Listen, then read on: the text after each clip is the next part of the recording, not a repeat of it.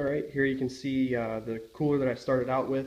I've already mounted the pump itself to the top of the cooler rather than mounting it within the Pro Angler.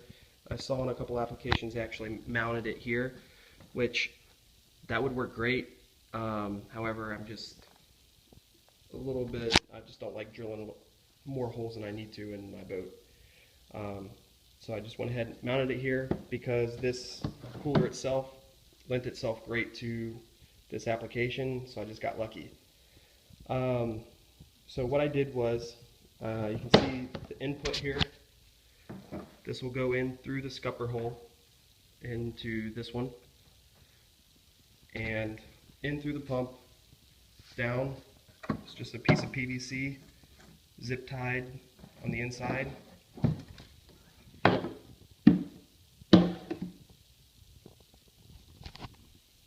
Down through there, drilled a couple holes and put a cap on the PVC pipe. Pretty easy. Now what I'm attempting to do is make it look pretty. On the back, I drilled a 1-inch hole, put the PVC through. Not necessary, but I went ahead and did it, and you can see why. Over here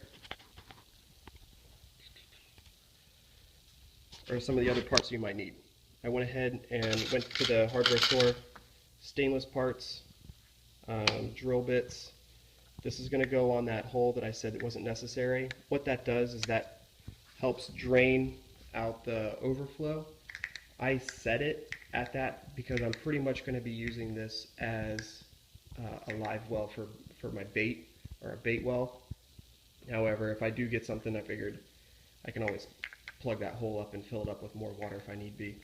But this drain here is actually going to fit there, so it'll let water out, nothing in, and it's going to fit right there perfectly in that cubby hole. Because the cooler itself was in the garbage, took the handles off, wet sanded them, and I'll probably just do a quick coat of spray paint to them. I was able to find this. It's kind of a texture, but I felt like it matched perfectly to the sand dune of the Hobie Pro Angler.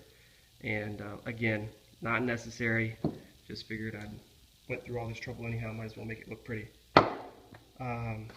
Rod holder, I'm going to go ahead and mount this to the back of the cooler, and what this will do is it's actually going to work as a rod holder itself and to hold the cooler in place, and you will see in just a second.